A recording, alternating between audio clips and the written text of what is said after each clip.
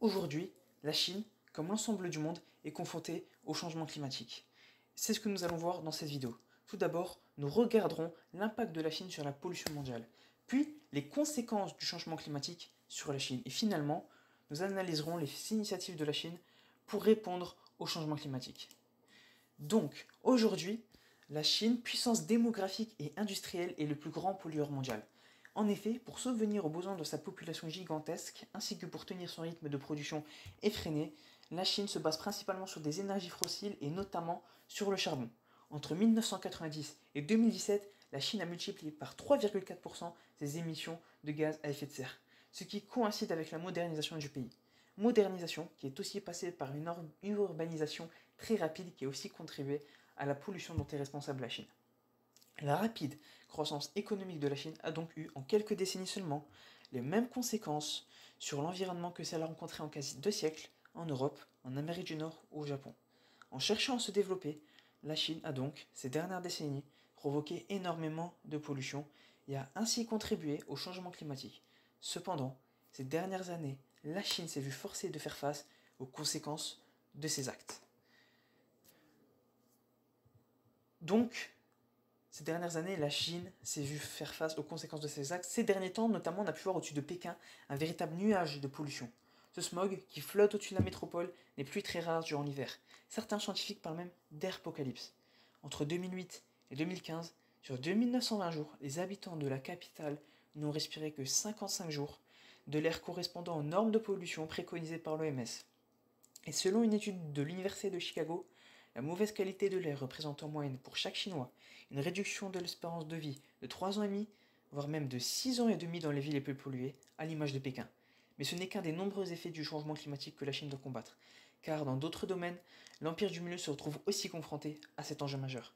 Les terres se désertifient, ce qui entraîne un déficit de terres arables. On voit apparaître des pluies acides, tandis que la montée des eaux inquiète la Chine, dont la majorité de la population vit sur les côtes.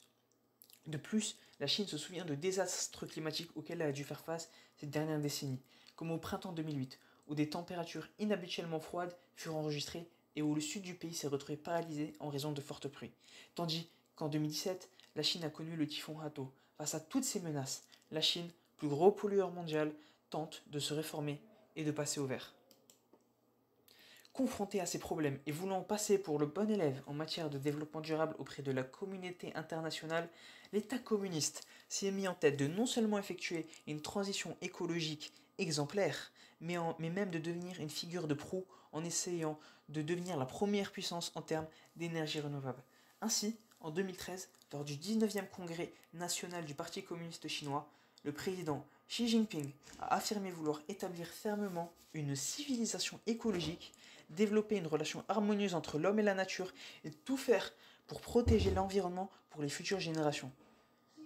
Cette déclaration ambitieuse a été suivie de nombreux actes. Fermeture d'usines, taxes anti-pollution, interdiction du chauffage au charbon, ainsi qu'une grande part du budget a été allouée au ministère de l'écologie et de l'environnement ainsi qu'au ministère des ressources naturelles.